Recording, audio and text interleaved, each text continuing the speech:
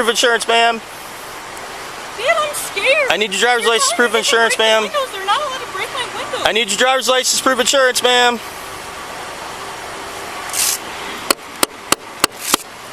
I need your driver's license, proof of insurance, ma'am, or you're going to be placed under arrest for obstruction. Ma'am.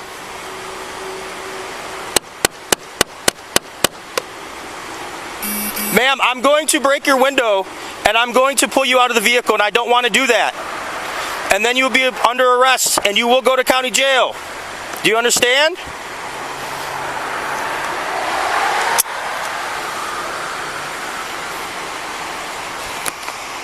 Radio. I got a non-compliant driver. Would you get the fuck out of here? Female's refusing to get out of the car. Roll the window down. This is not your traffic stop. I'm telling you right now, I'm going to break your window.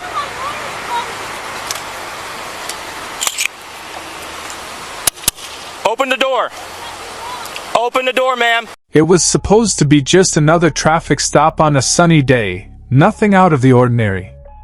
But as soon as the officer asked a simple question, everything changed. A woman, let's call her Karen, stepped out of her car and declared, "I'm a free American." She refused to comply, insisting she could do whatever she wanted. The tension was immediate. The calm of the road was shattered. Every driver passing by would have felt it.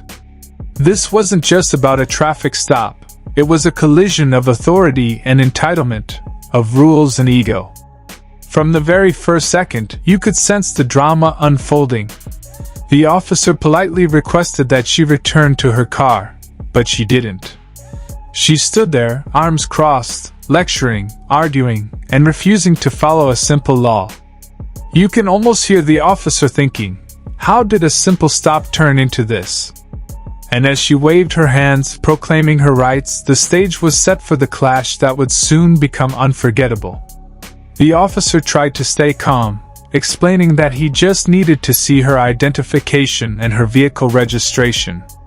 But Karen had other plans. She refused to present her ID, insisting that her morals prevented her from doing so. She argued that she was a peaceful person and had every right to step outside of her car. Each sentence she spoke was filled with confidence, but also chaos. It was clear she had no intention of cooperating. The tension on the side of the road was palpable. The officer attempted to move her away from traffic for safety reasons. But every polite instruction was met with resistance, sarcasm, and defiance. You could feel the suspense building. Every second that passed without compliance brought the situation closer to a breaking point. The stakes were simple yet profound: safety, law, and the clash of two very different worldviews. It was in these moments that viewers could already predict the eventual escalation. The calm patience of the officer against the unwavering defiance of Karen.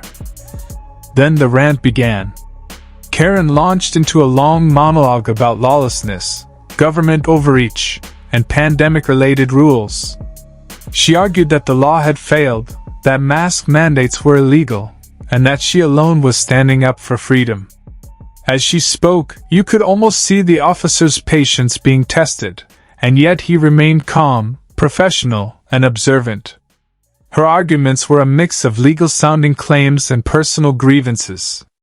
She insisted she had paid all her dues, that the state owed her fairness, and that the police and sheriff had failed to protect her rights.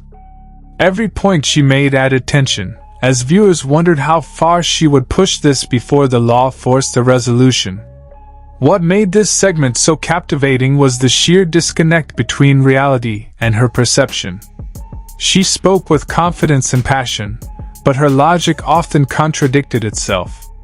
The more she spoke, the more suspense built. Would she finally comply, or would the officer have to escalate the situation? Next came the driving instructor revelation. Karen claimed she was training to become a driving instructor, asserting that she had a perfect record and was committed to safe driving. Yet here she was, arguing with an officer and refusing to comply with basic traffic laws. Her story painted her as a responsible, principled citizen, but the tension in the narrative suggested otherwise. She detailed her struggles over the past year and a half, jobs lost due to mask mandates, legal frustrations, and personal sacrifices. And yet, despite her hardships, she still refused to follow simple instructions. It was a fascinating mix of self-righteousness and absurdity. Her words were long, her logic twisted, and the suspense grew because the officer still hadn't lost control. Viewers could feel the mounting tension. Every argument she made added another layer to the story, illustrating the classic clash between perceived freedom and the realities of law enforcement. The officer tried one last time to de-escalate. He asked her to sit in her car, to provide her information, and to follow standard procedure. But Karen refused. She claimed the officer's authority was delusional, that she didn't need to follow orders, and even performed yoga stretches on the side of the road. Every second of defiance increased the tension and suspense. This standoff lasted for several minutes.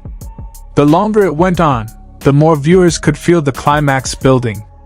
Would she eventually step down? Or would this confrontation escalate to a breaking point? The drama was real, tangible in every second, every exchange, every refusal to comply. The narrative here was clear. She was testing the boundaries of authority, and the officer remained calm, professional, and patient. It was a slow burn of suspense, preparing the audience for what was about to come. And then it happened. The final moment of tension, the climax of the story. The officer, following legal protocol, warned her multiple times to exit the vehicle. Each warning was ignored. Her repeated refusals left the officer no choice. Suddenly, the calm of the traffic stop shattered. The officer broke the window, pulled her from the vehicle, and placed her under arrest. It was a dramatic, suspenseful conclusion to a long standoff. Viewers could feel the release of tension, the inevitability of consequences meeting defiance.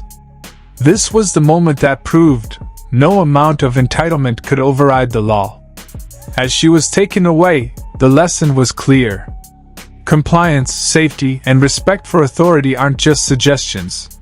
They're necessary to prevent chaos.